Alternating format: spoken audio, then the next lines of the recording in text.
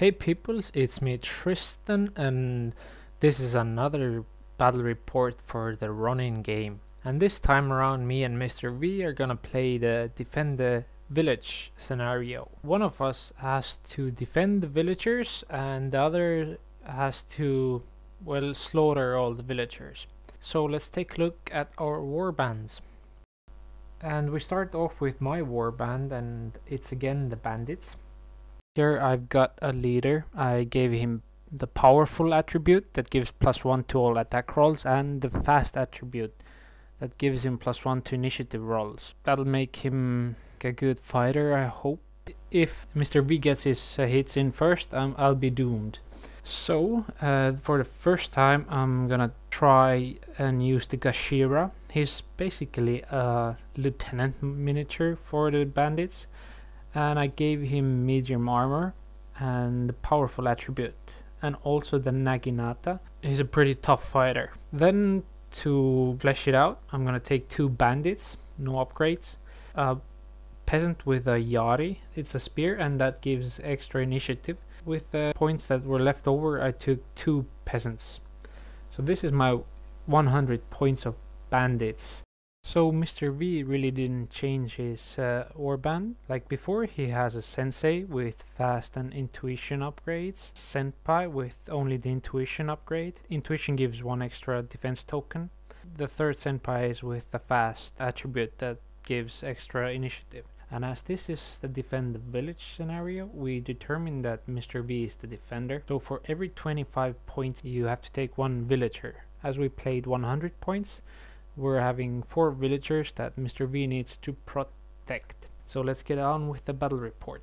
First off, we roll for the weather and we get 5, which is wind, and wind will affect projectiles. In this case we don't have any. Then we roll for the time of day and we get 2, which is night. Nighttime reduces the line of sight to 12 inches and offers a very dramatic setting for our game. Now moving on to deployment. In this scenario, the defender gets to choose and deploy anywhere on the board. Mr.V chose to hide the villagers inside the building and guard the entrance with his warriors. Now this could prove very helpful for him unless I get some warriors inside of the building, and the warriors can climb through the windows. So we will see if this is a good tactics or not. I hope I get a warrior inside and like block the doorway so he can't come and help them, and I would have the chance to slaughter all the villagers. Once the defender has deployed, the attacker can deploy his troops anywhere on the board within 2 inches of the table edge. So here I deployed my leader, peasant, and the bandit on the crossroads there, just so I could move in on the side here, having the wall as a cover, so it would like limit his movement. And on the other side of the bridge I placed the Gashira and the bandit, just so I could maybe hopefully divide up his 3 warriors, maybe get to gang up on one of them. That's my main idea at this point, to divide him. And with the last 2 bandits I had, I deployed them right behind the house, so they hopefully they get to go inside the building and get some early kills. So in turn 1 I take the priority and move my peasants into the building right away. Unfortunately Mr.V is exactly in the range to charge those poor peasants, so I think unless I roll really good with the initiative, this is the last you will see of those 2 peasants. From the crossroads, the 3 criminals are walking up, and at this point it seems that the wall is hindering my movement rather than Mr.V's. So one of his senpais is all alone at the bridge, and that could be a problem for him. That was my strategy, to lure his warriors away. But now let's go to the combat of turn 1. We start off by seeing if the villager fights, and she does not. Then we roll for the initiatives. My peasants get pretty regular initiatives for a peasant, but Mr. V's sensei rolls a 6, and that means he will go before anyone else. And the senpai is also really super fast, so things are not looking good for me. It happens, Mr. V's sensei takes a hit at my peasant, and with a boosted attack roll and a reroll for one of the dice, my peasant has really little luck, and there he goes. Now his senpai takes a hit against my other peasant, and again a boosted attack with some rerolls. There's really no hope for him. The combat ends with my peasants being slaughtered. Now we're gonna go to turn 2.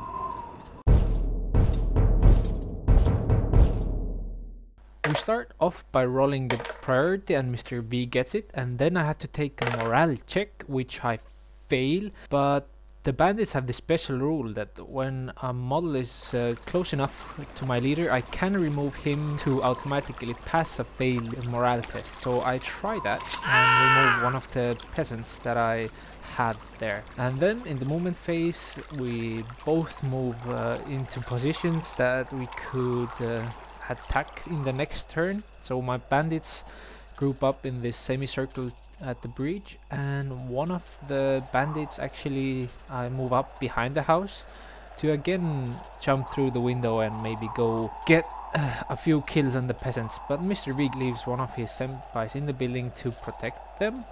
So that's it for turn 2.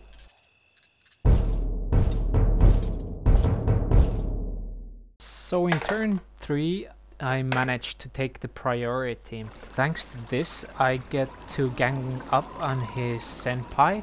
Unfortunately, my leader doesn't reach combat, but at the same time Mr. V's leader doesn't reach combat as well. And the bandit jumped inside the building and is hopefully ready to slice that geisha. But that senpai rushed in to help her, so let's see what the combat brings. We start off by seeing if the villager fights, and she does not. And then we roll for initiative. Because his senpai has the fast attribute, he goes first and takes a boosted attack roll against my bandit there. He rolls not that well in the beginning, and unfortunately I roll bad as well. And all of his masters can reroll one of the fight dice, so he does it and gets a really high result, and that's enough to just slice my unfortunate bandit in half. So we go to the second combat of turn 3, and as you can see, it's senpai versus the bandit and Gashira. Both of the leaders are standing back and evaluating the moment before they probably charge in. So at first we roll for the initiative, and I even boost one of my initiative rolls, but still it's useless against his 6. Mr. V senpai starts and takes a hit against my Gashira. He takes a boosted attack, and I also boost my defense roll. Fortunately, this just stunned my Gashira. I still have a chance of cutting him down, but he has another attack. This time no boost. He takes a hit and gets a reroll, and thanks to the reroll he just slices into my Gashira and causes a grievous wound, which is pretty bad. So my bandit wishes to take some revenge, and I roll double 5s, and Mr. V boosts his defense roll, and with a reroll means nothing happened. And my Gashira, even though he's wounded, tries to attack senpai as well. Another bad roll, but Mr. V has those really good rerolls and denies me the chance to hurt him. So in the end of turn 3, it's looking really bad for the bandits, and Mr. V is dominating the board at this point. And next turn probably his leader will charge into my bandits, and that will probably mean the end of me. So I really need to slice some of those villagers if I wish to win this battle. So we go to turn 4, and luckily I managed to grab the priority, which means I get to run away with my leader and let him survive. So Mr. V just charges in with his leader, and that combat is gonna be bloody. So my leader is here behind the house, ready to jump in through the window and cut some of those villagers. That's probably my last hope. So let's go to the combat phase.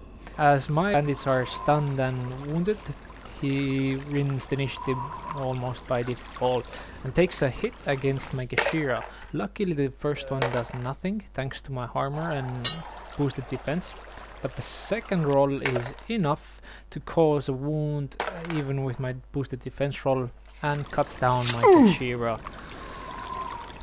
Well, not the most successful debut of the Gashira.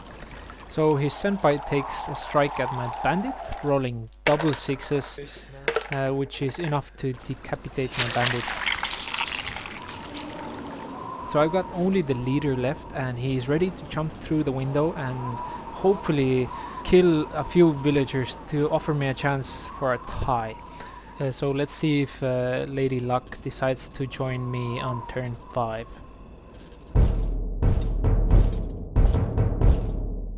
So turn 5 starts off by Mr.V taking the priority. I have to pass my morale test, which I pass, luckily. Because Mr.V got the priority, he moved away his villagers from the window and I could not get into contact with any one of them. There's a duel between my leader and the senpai. So his leader and the other senpai are right behind the door, ready to charge in if I survive this turn. So let's go on to the combat phase. First of all, we roll for the initiative, and I take a boosted initiative. I win the initiative. I take a hit against this senpai, roll really good, but he has the boosted defense roll, which unfortunately is also really good, so I only managed to stun him a bit. So he takes a hit back at me with a boosted attack roll, and I boost my defense roll, and even with his reroll I managed to just block his attack. But his second attack roll I could not boost the defense, so unfortunately he stuns my leader. But that's it for turn 5.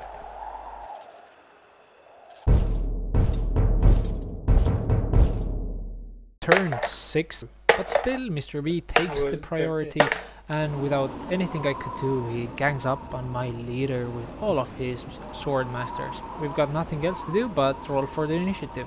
I managed to roll a 1, which means that every one of his masters go before me.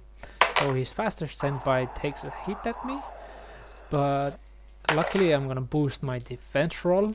He gets a reroll, but I still managed to block his attack with my heavy armor and better fighting abilities. He takes another hit, again a boosted attack. I boost my defense, but still he manages to sneak in a light wound on me. So his second senpai makes an attack. This time I can't boost it, and he makes another light wound on me. So it turns now into a grievous wound. The second senpai makes another boosted attack and just decapitates my leader.